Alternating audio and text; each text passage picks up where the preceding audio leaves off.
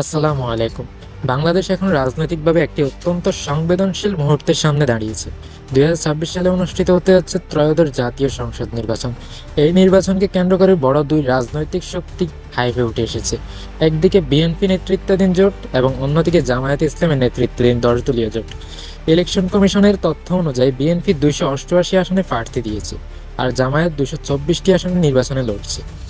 এই ভিডিওতে আমরা বিশ্লেষণ করব কোন জোট কী অবস্থানে আছে, কিভাবে তাদের সম্ভাবনা দেখা যাচ্ছে এবং পরিকল্পিত ফলাফল কী হতে পারে তা আমরা বিস্তারিত ভিডিওতে জানব। জামায়াত নেতৃত্বাধীন ১০ দলীয় জোটের দিকে তাকালে আমরা দেখতে পাই জামায়াত বর্তমান জোট ভিত্তিক রাজনীতিতে তাদের প্রধান কৌশল হিসেবে বেছে নিয়েছে। এককভাবে নয়, বরং একাধিক দলকে সঙ্গে নিয়ে প্রভাব বিস্তারের চেষ্টা করছে তারা। ধর্মভিত্তিক ভোট ব্যাংক জামায়াতের প্রধান শক্তি হিসেবে কাজ করছে। শিক্ষিত ও সংগঠিত কর্মী বাহিনী দলটির একটি বড় সাংগঠনিক সুবিধা। তবে অতীতের রাজনৈতিক বিতর্ক নিয়ে জামায়াতের জন্য এখনও বড় প্রতিবন্ধক। জোটের মধ্যে নেতৃত্ব ও সিদ্ধান্ত গ্রহণে স্পষ্টতা কম দেখা যায়। কিছু অঞ্চলে জামায়াতের সমর্থন শক্ত হলেও জাতীয় পর্যায়ে বিস্তার সীমিত। তরুণ ভোটারদের একটি অংশ আদর্শিক কারণে তাদের প্রতি আগ্রহী। জোট রাজনীতিতে টিকে থাকতে সমঝোতা ও আসন সমন্বয় তাদের জন্য গুরুত্বপূর্ণ। সামগ্রিকভাবে জামায়াত জোট এখনও একটি প্রভাবক শক্তি, তবে এককভাবে নির্ণায়ক নয়। অপরদিকে বিএনপি জোটের দিকে আমরা লক্ষ্য করলে দেখতে পাই বিএনপি বর্তমানে নিজেদেরকে দেশের প্রধান বিরোধী রাজনৈতিক শক্তি হিসেবে উপস্থাপন করছে। দলটি নির্বাচনকালীন সরকার ব্যবস্থা ও গণতন্ত্র পুনরুদ্ধারকে মূল রাজনৈতিক ইস্যু বানিয়েছে। দীর্ঘদিন ক্ষমতার বাইরে থাকায় বিএনপি মাঠ পর্যায়ে সংগঠন পুনর্গঠনে জোর দিচ্ছে। শহর ও গ্রাম উভয় পর্যায়ে দলটির ঐতিহ্যগত ভোট ব্যাংক এখনও বিদ্যমান। তরুণ ভোটারদের আকৃষ্ট করতে বিএনপি সামাজিক যোগাযোগ মাধ্যমে সক্রিয় হচ্ছে। তবে নেতৃত্ব সংকট ও অভ্যন্তরীণ সমন্বয়ের অভাব একটি বড় চ্যালেঞ্জ। জোট রাজনীতিতে বিএনপি তুলনামূলকভাবে বড় শরিক হলেও আসন ভাগাভাগি নিয়ে চাপ রয়েছে। আন্তর্জাতিক মহলে দলটি নিজেদের গণতান্ত্রিক অবস্থান তুলে ধরতে চাচ্ছে। আন্দোলন ও নির্বাচন দুই কৌশলই একসাথে চালানোর চেষ্টা করছে বিএনপি।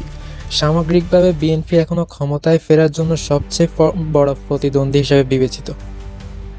আমরা সাম্প্রতিক সময়ের কিছু জনমত জরিপগুলোর দিকে যদি লক্ষ্য করি তাহলে ভিন্ন চিত্র দেখতে পাই। যেমন বর্তমানে অনেক অনলাইন জরিপে দেখা গেছে বিএনপি এর পক্ষে থাকা ভোট মতামত কিছুটা বেশি। যেমন একটি সার্ভে বলছে বিএনপি ৪১.৩% ভোট পেতে পারে আর জামায়াত ৩০.৩% ভোট। এটা শুধুমাত্র একটি বেসরকারি জরিপ, তাই এটি পুরোপুরি নির্বাচনী ফলাফল নয়। কিন্তু চিন্তার জায়গা যে বিএনপি এর পক্ষে জনসমর্থন তুলনামূলকভাবে বেশি বলে দেখা যাচ্ছে। এর মধ্যে প্রশ্ন ওঠে, মানুষ কি তাহলে ধর্মভিত্তিক দলগুলোর সমন্বয়কে ভোট দেবে, নাকি পারস্পরিক রাজনৈতিক শক্তিকে সমর্থন করবে? এই প্রশ্নই শেষ পর্যন্ত ফলাফলকে প্রভাবিত করবে। ১০ দলীয় জামায়াত জোট নিয়ে আলোচনা করলে আমরা দেখতে পাই জামায়াত নেতৃত্বাধীন জোটে ১০টি দল রয়েছে, যাদের মধ্যে জামায়াতই সবচেয়ে বড় অংশীদার। জামায়াতের কিছু শক্তিও রয়েছে, যেখানে জোটে বিভিন্ন আদর্শের দল যুক্ত হওয়ায় ইসলামী, নাগরিক ও বিভিন্ন মতাদর্শের সমন্বয়। কিছু খবর অনুযায়ী জামায়াত ও এনসিপি এলাকার ভিত্তিতে সমঝোতা করেছে, যার ফলে তারা কিছু অঞ্চলের ভোটে বিশেষ শক্তি পেতে পারে।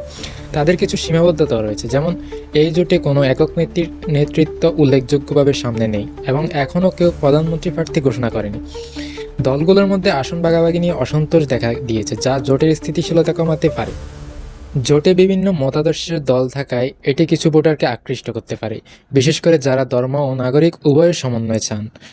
আরেকদিকে অস্পষ্ট নেতৃত্ব এবং সামঞ্জস্যের অভাব তাদের শক্তিকে খর্ব করতে পারে।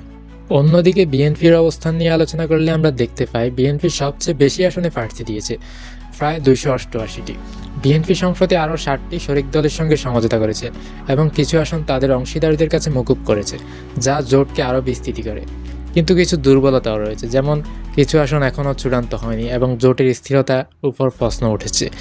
এখানে বিএনপির শক্তি হলো তার লম্বা কার্যকর রাজনৈতিক ইতিহাস, কিন্তু দুর্বলতাও রয়েছে কিছু। জোটের অন্তর্গত দূরত্ব সমন্বয়ের অভাব রয়েছে এখানে। সময় বদলায়, নেতৃত্ব বদলায়, কিন্তু ইতিহাস শেষ পর্যন্ত লেখা হয় জনগণের সিদ্ধান্তই। এই দেশের ভবিষ্যৎ কোন পথে যাবে তার উত্তর দিবে আগামী দিনের ভোট। শেষ পর্যন্ত রাজনীতির ভবিষ্যৎ নির্ধারণ করবে জনগণের রায়, কথায় নয়, ভোটই হবে চূড়ান্ত সিদ্ধান্ত। রাজনীতির পথ নির্ধারণ করবে মানুষের আশা ও ভোটের সিদ্ধান্ত। আপনার মতামত কি? কমেন্টে লিখুন, আর বিশ্লেষণধর্মী ভিডিও পেতে চ্যানেলটিকে সাবস্ক্রাইব করুন।